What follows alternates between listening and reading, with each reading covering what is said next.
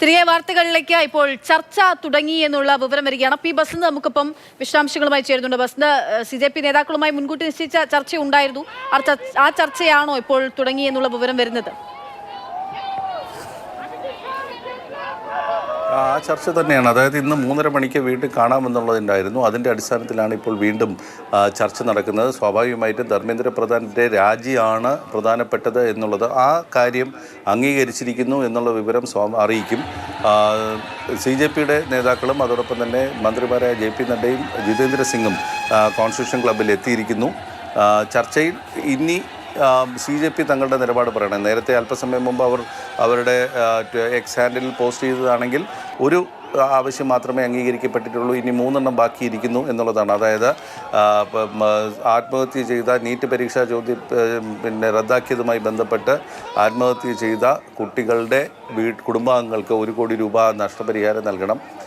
ഡൽഹി പോലീസും RAFും rapid action ഫോഴ്സും മാപ്പ് പറയണം വിദ്യാർത്ഥികൾക്ക് നേരെ നടന്ന ലാത്തി ചാർജിൽ.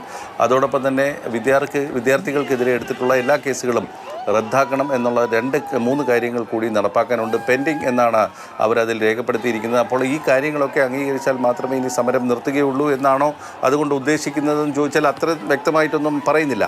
അത് സ്വാഭാവികമായിട്ടും ഈ ചർച്ചയിലാണ് ഇക്കാര്യം പറയുന്നത്. പക്ഷേ ഈ 1 മണിയോട് അടുപ്പിച്ച് സൗരവ്ദാസ് മാധ്യമങ്ങളെ കാണുമ്പോൾ പറഞ്ഞത്, ചർച്ചയിൽ ഞങ്ങൾ പോകണമെങ്കിൽ അല്ലെങ്കിൽ ചർച്ചയുടെ ഇക്കാര്യത്തിൽ ഒരു വ്യക്തത വരുത്തണമെങ്കിൽ അതിനു മുമ്പ് ധർമ്മേന്ദ്ര പ്രധാൻ രാജിവെക്കണം എന്നുള്ളത് തന്നെയായിരുന്നു.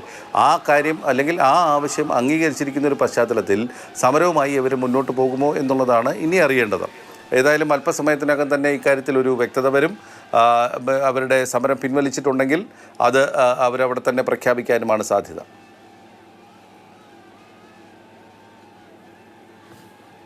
ശരി, ബസന്താണ് വിവരങ്ങൾ നൽകുന്നത്. എന്തായാലും ഇപ്പോൾ ചർച്ച തുടങ്ങിയിരിക്കുന്നു. CJP നേതാക്കളുമായിട്ടുള്ള ചർച്ച ആരംഭിച്ചിരിക്കുന്നു, അവരുടെ പ്രതിനിധികളുമായിട്ട് എന്നുള്ള വിവരമാണ് ബസന്ത് പങ്കുവയ്ക്കുന്നത്. ബസന്ത് സൂചിപ്പിച്ച പോലെ തന്നെ ഈ ആവശ്യങ്ങളിൽ എന്ത് സമീപനം ഉണ്ടാകും? സമരവുമായി അവർ ഇനിയും സമരവുമായി മുന്നോട്ട് പോവുകയായിരിക്കുമോ? അങ്ങനെ ഇനിയും മുന്നോട്ട് പോവുകയാണെങ്കിൽ ഏത് തരത്തിലുള്ള സമീപനമായിരിക്കും അവരോട് ഉണ്ടാവുക?